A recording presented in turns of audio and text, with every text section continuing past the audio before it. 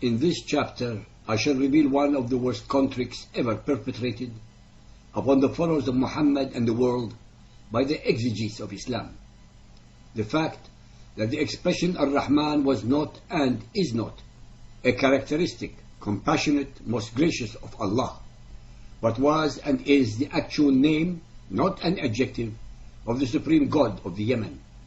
Muhammad hijacked the name of this deity during his early Mecca period and used it extensively in his initial verses to bring the pagan Quraysh to believe in this God. The name of Ar-Rahman, not Allah, appears in 16 Mecca surahs 65 times, and in 3 of the very early Medina surahs 3 times. I shall provide a list of all of them at the end of the chapter for your reference and verification. In almost each and every occurrence of the word Rahman or Ar-Rahman, Muslim translators deliberately pervert it into an attribute, sifa, of Allah, most gracious or most beneficent, so that the ordinary Muslims would be deceived, and with them all of humanity. The reason is obvious. How could there have been 2 gods with 2 different names that Muhammad believed in? Since the Mecca verses were the very earliest alleged revelations, I shall show you that all the attributes and deeds that were later bestowed upon Allah were those that Ar-Rahman had before him. I shall demonstrate how the translators of the Quran invariably and deliberately add words to the text that are not in the Arabic of the verse, or falsify the meaning or smooth it over, so as to deceive and mislead the unwary and the unlearned in the Arabic language, be they followers of Muhammad or not. Muhammad repeatedly told his followers that war is deception.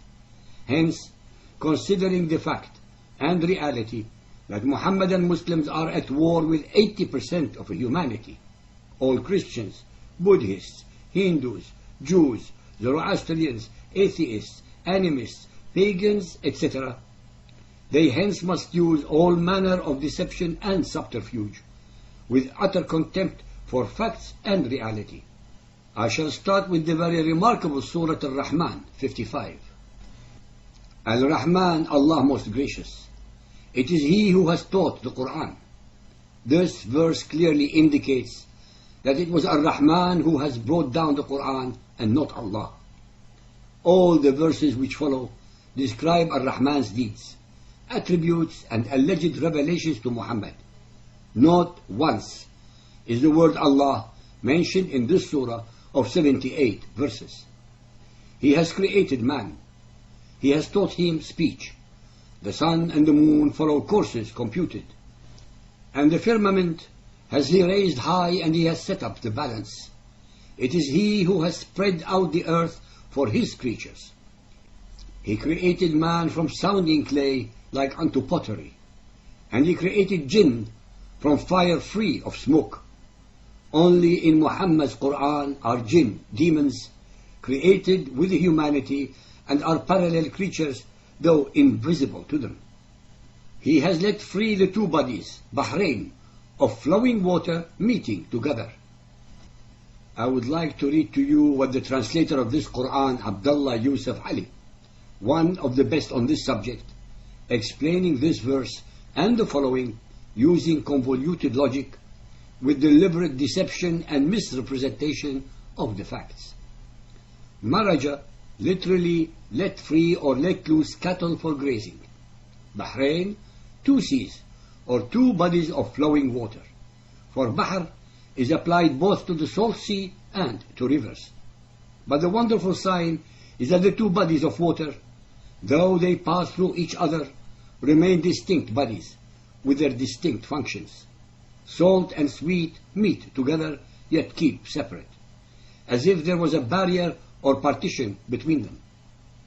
Irrespective of the interpreter's asinine and poor attempt at explaining this verse, its meaning is still very elusive.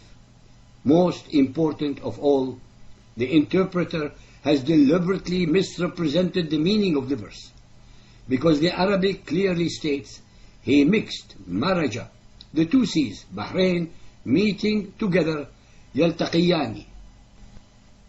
There is no mention of flowing water nor of their characteristics, whether salt or sweet. All of these explanations are the translator's conjecture only, and not based on the Arabic of the verses. Furthermore, the Arabic lexicons use two completely different words to describe sea, bahr, and river, shat. Hence the Quran is describing the mixing of two seas without any allusion to any river. Many of the verses in this surah make very little sense, if any, and forces the interpreter to go to extreme lengths of convoluted logic to explain them. Between them is a barrier, بينهما برزخ, which they do not transgress, لا يبغيان. The word used here, barzakh, is translated to barrier, which is illogical. Since the Arabic of the earlier verse is crystal clear in asserting that the two seas were mixed, maraja, and were meeting together, and hence could not have had any barrier between them.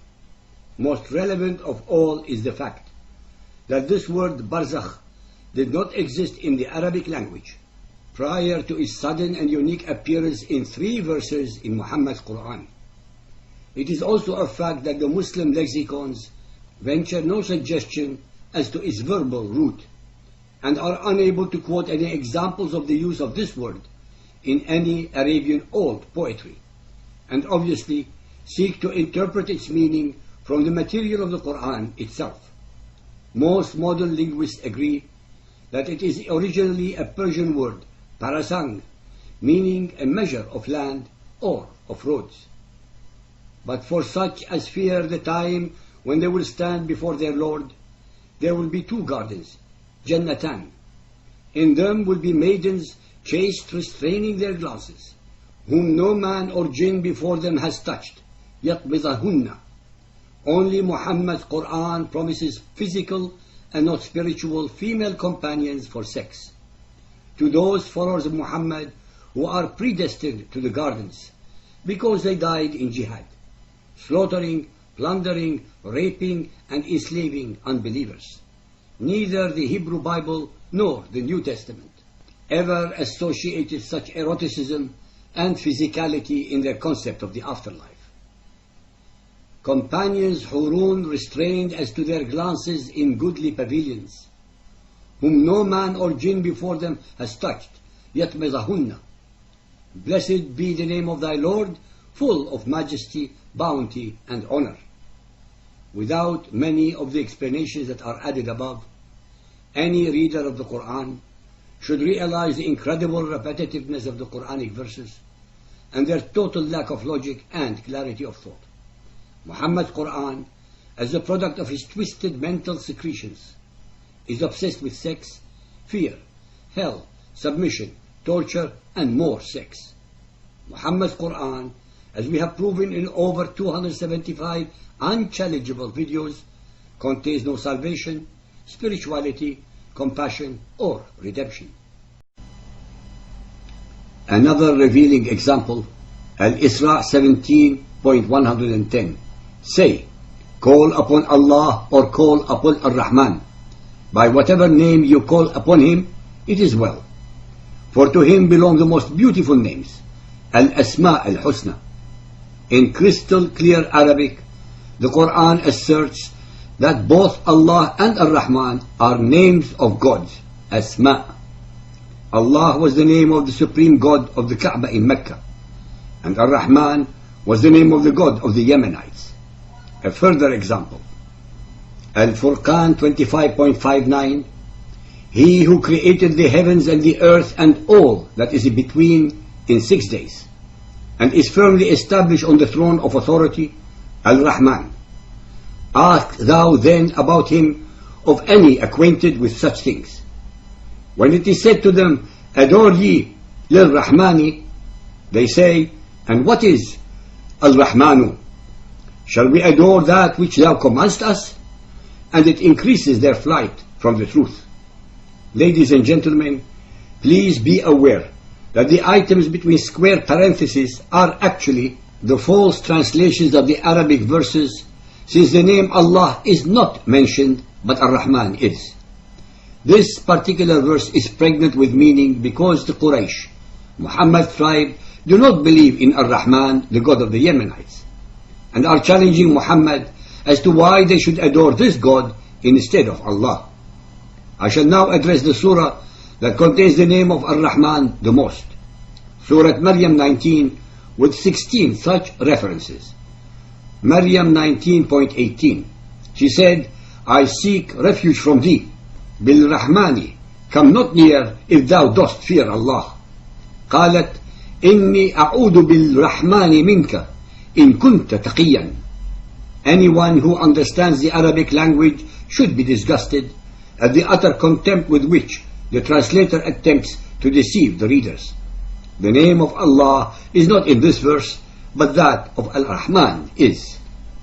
Maryam is asking for protection from Ar-Rahman against one whom she perceives as a man entering her private chambers, but who is in fact the angel Gabriel. She is asking for protection from the most powerful, the Almighty, not mercy from the Beneficent. She declares this asking for protection from Ar-Rahman to the intruder in order also to frighten the intruder, for which situation the appellation the merciful or the most gracious would hardly instill fear and hence is unsuitable. 19.26. And if thou dost see any man, say, I have vowed a fast to Ar-Rahman, and this day will I enter into no talk with any human being. The next few verses are about Abraham admonishing his pagan father. 19.44. O my father, serve not Satan, for Satan is a rebel against Ar-Rahman. O my father, I fear lest you will suffer the torture of Ar-Rahman, so that thou become to Satan a friend. Let us analyze this verse. Abraham is warning his father, an idol worshipper. I fear you could be struck with the wrath of Ar-Rahman, and Satan would be your guide in hell. Being struck with the wrath of Ar-Rahman is not the act of a merciful, a beneficent, or a most gracious divinity. This act does not express his mercy or beneficence. This is the act of a vengeful God, the Almighty, the ultimate authority, the all-powerful avenger. To exert wrath or cause torture do not fall under the definitions of mercy, beneficence, or graciousness. 19.61. Gardens of eternity, those which Ar-Rahman has promised to his servants. Then shall we certainly drag out from every sect all those who were worst in obstinate rebellion against Ar-Rahman. Dragging out unbelievers does not come under mercy or compassion, but under revenge and wrath. 19.78. Has he penetrated to the unseen, or has he taken a contract with Ar-Rahman? 19.85. The day we shall gather the righteous to Ar-Rahman, like a band presented before a king for honors. None shall have the power of intercession, but such a one as has received permission or promise from Ar-Rahman. They say, Ar-Rahman has begotten a son. That they should invoke a son for Ar-Rahman, for it is not consonant with the majesty of Ar-Rahman that he should beget a son. Not one of the beings in the heavens and the earth, but must come to Ar-Rahman as a servant. On those who believe and work deeds of righteousness will Ar-Rahman bestow love. Verses 85 to 96 represent the most powerful and clarifying illuminations of the meaning of the name Ar-Rahman. His name is used repeatedly and forcefully condemning the worship of Isa, Jesus, by Christians, and any allegation that Ar-Rahman shares power with any other son or procreates. These verses, ayat, mention that the mountains, the heavens, and the earth all prostrate in awe and worship of Ar-Rahman, the Creator. They vividly describe how any blasphemy invokes his wrath. Are the above descriptions of the beneficent or most gracious divinity? Do these verses describe a benevolent benefactor as in beneficent, or a generous host as in gracious, graciously entertaining his guests? Do these verses describe a kind-hearted ruler forgiving his disobedient subjects? Do they not describe none but an all-powerful God? For a word of such magnitude, such immense significance, an inept substitute for the true meaning cannot be simply brushed off as a minor mistake. The consequences of this mistake are a chain reaction of mistakes and errors in understanding the Quran. In every instance of the usage of the name Ar-Rahman in Muhammad's Quran, the only appropriate interpretation is expressed in the name the Almighty. The so-called scholars of Islam will stoop to any abyss and use all nefarious means to mislead, distort and contort all facts and reality in defense of their indefensible, depraved cult belief system. I shall repeat the following statement yet again. The hadiths that explain to the followers of Muhammad his Quran and his Sunnah are the very same that utterly discredit Muhammad as a prophet and his Quran's alleged divine origin. Only by studying these subjects fully will one realize that Muhammad's Quran and Sunnah self-destruct. The name Ar-Rahim, the All-Merciful, is mentioned in the Quran in reference to Allah exactly twice as many times, 114 times, as the mentioning of the name Ar-Rahman, the Almighty, which is 57 times. In another clear example, we have the description in Surah Taha 1-5, culminating when Ar-Rahman ascends on his throne. This is the perfect image of power and authority, the assumption of full control over everything. The concept of mercy is inappropriate here, since it is not its time nor its place. Taha 20.1 Taha.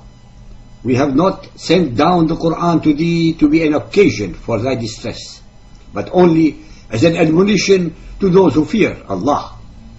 Surah Taha 20, in a sense, completes the description of Ar-Rahman in Surah Maryam 19. Even the approach to the name Ar-Rahman in this surah is preceded by fear. Verse 3. The proper attitude of the faithful people, mu'mineen, to Ar-Rahman is fear. They fear his power, not his mercy. 20.4. A revelation from him who created the earth and the heavens on high, Al-Rahman, is firmly established on the throne of authority. This verse clearly declares the authority of Ar-Rahman, not his mercy.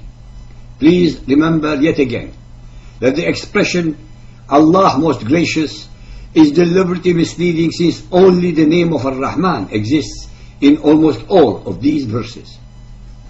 20.6. To him belongs what is in the heavens and on the earth, and all between them, and all beneath the soil. If thou pronounce the word aloud, it is no matter, for verily he knoweth what is secret and what is yet more hidden. Allah, there is no God but He. To Him belong the most beautiful names. These verses assert. Ayah 4 clearly declares that the source of the Quran is Ar-Rahman. Ayah 5 declares His authority, not His mercy or beneficence, as Ar-Rahman. Ayah 6 declares His ownership of the heavens and the earth, and all that is in between them, and what is within the earth inclusive. Ayah 7 declares His complete omniscience. This sequence is culminated in Ayah 8, where the power statement of La ilaha illallah, there is no God but Allah, is given. Its use in the Quran is always most emphatic with power. Here it completes the image of Ar-Rahman's or Allah's total authority. The cumulative effect of these words and their relationship to the name Ar-Rahman emphasizes and powerfully demonstrates to us the obvious fact that this name refers to none other than an almighty divinity. There are many appropriate places to invoke His mercy, His benevolence, and His grace, but this is not one of them. Specifically, these 8 verses very clearly show the appropriateness of the great name of Ar-Rahman to the most graphic description of His power and authority. The power and authority which solely belongs to the Almighty and not to beneficence or mercy. Taha 20.90. Aaron had already before this said to them, O my people, you are being tested in this, for verily your Lord is Ar-Rahman. So follow me and obey my command. Taha 20.108. On that day will they follow the caller straight. No crookedness can they show him. All sounds shall humble themselves in the presence of Ar-Rahman. Nothing shalt thou hear but the tramp of their feet as they march. On that day shall no intercession avail except for those for whom permission has been granted by Ar-Rahman, and whose word is acceptable to him. Verses 108 and 109 above give a devastating description of the day of judgment, and Ar-Rahman's terrifying power and authority on that day. These two verses are followed by verse 110, describing vividly Ar-Rahman's omniscience, and verse 111 stating that all faces will be submitted to the living, the eternal, Al-Hayy Khayyum, and that those who carry the burden of even a single act of sin will be doomed. There is no reference to forgiveness, mercy, or beneficence here. This entire sequence again emphasizes the power and authority and devastating wrath of Ar-Rahman. The following are all the references to the name Ar-Rahman in the Quran. 1.1 to 19.58, 19.61 to 19.92, 1993 to 21.36, 21.42 to 26.5, 27.30 to 43.20, 43.33 to 67.19, 67.20 to 78.38. In all of these instances, the name Ar-Rahman means the Almighty. Based entirely upon the very Arabic verses of Muhammad's Quran, they very clearly prove that Ar-Rahman was the God Almighty that Muhammad referred to when he was in Mecca, before he changed his mind to Allah shortly after escaping to Medina. Again and again I must point out that the hadiths reveal the truth about Muhammad, his Quran and his Sunnah. They utterly disprove his self-declared prophethood and the alleged divine origin of his Quran. Muhammad's Quran is as ungodly as Hitler's Mein Kampf.